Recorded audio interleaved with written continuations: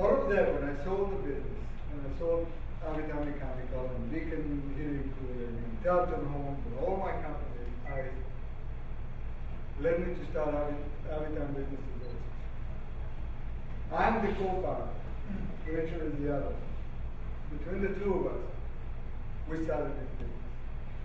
We started this business because I wanted to help the next generation of contractors. Contracting is the easiest place to make money. It's the easiest place to get into business. It is the simplest way. The hardest part is managing that money. That's where contractors fail. They make money, it's the managing it, or making as much as they could be making. So I wanted to teach all the contractors how to do that. And things evolve. I just started with one contractor, another contractor, then I went to Edmonton, and then the actor there, and blossomed from there. Here's the thing. I learned from each one of them, and we all learn from each one of them. And every one of our clients is bright and intelligent and feeds us as much as we feed them. We feed us. We learn from you. And we evolve because of you, and we teach you more of what we know. Our currency, my currency, is when I see that satisfaction, when I see the growth, when I see when you are evolving into contractors that can actually run their business as a business rather than a job. When I get a call from a contractor that doesn't happen to be here today, but you all know him, very comfortable from Alan West, when he called me up after 3 years, he said, I'm bored. Now what? They don't need me. I said, you've arrived. Now we expand.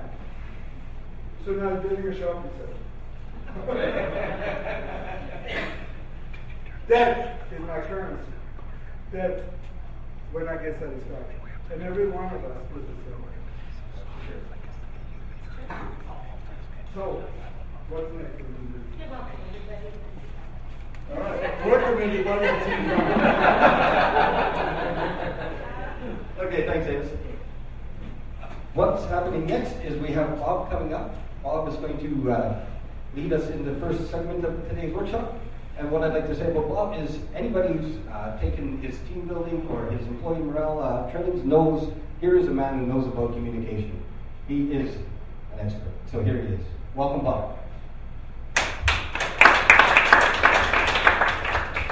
I thought Rachel was and I were co-chairing this. Oh, we were, but we changed it. Oh, did we? Didn't you tell him? You didn't get that? I didn't tell you. Hannah, how many balls are you going to drop this week? I told you to tell him. He's doing this alone. I'm doing it alone. Well, it's all about communication.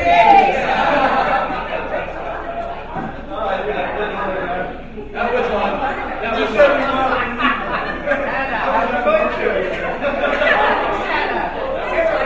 They didn't inform you of that?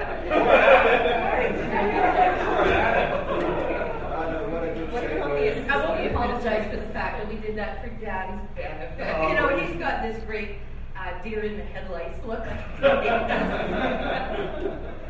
Truly, that's of course that never happens in any of your companies, and it certainly never happens in our office where one hand doesn't know what the other one's doing. Of course it does. But the point is, how do we get through it, and how do we get better at it? Communication is one of my favorite subjects, and I won't apologize for the fact that I'll take pretty much any subject you throw at me and turn it into something related to marketing, because that's my division at Avitan. It's the marketing. And again, I don't apologize for that, because marketing is all about communication. You know, if I have students in marketing, or when you all take your marketing training, we talk about marketing being just that really good communication. And I'm going to tell you a little story, and it's a true story, and it's one that I use in marketing training, and it really signifies what can happen when the words you choose are perfect for the situation. Now, I want you to imagine, how many of you have been downtown Vancouver? You know, we've got a lot of people especially in the summer. They're sitting on the streets and they got their cups in front of them, and it's all about, getting donations.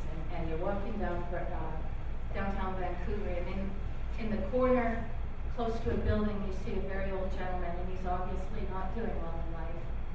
And it's obvious from his body language and his dark glasses that he's blind. And he has this sign in front of him.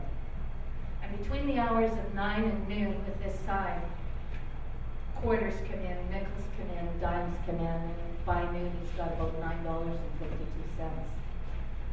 On her lunch break, a very interesting woman walks past him, looks at his sign, reaches down, takes the sign, and he says, "What are you doing? I need that sign." She said, "Don't worry, I'm just making you a better one."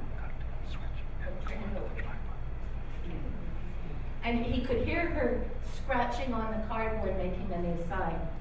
And he heard her put it down and heard her high heels walk away. And then what he heard all afternoon was ka-ching, ka-ching, ka-ching. The quarters, the loonies, the tooties just kept hitting his tin cup. Want to know what she wrote on his sign?